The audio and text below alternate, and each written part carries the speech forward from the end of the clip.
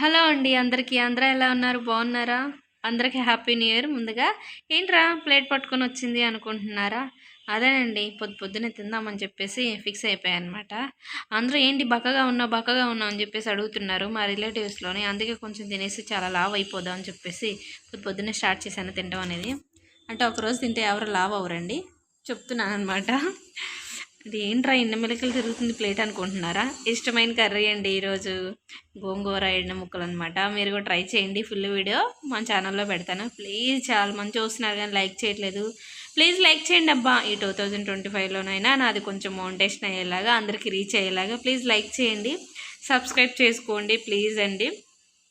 నిజానికి వేడి వేడి అన్నంలోని వేడిగా ఉన్న కర్రీ వేసుకుని తింటే చాలా టేస్టీగా ఉంటుంది కదా.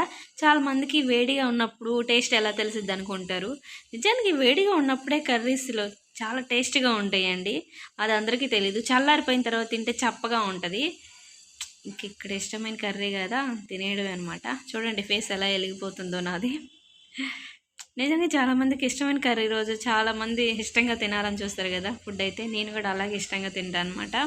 ప్లీజ్ సబ్స్క్రైబ్ చేసుకోండి అబ్బా.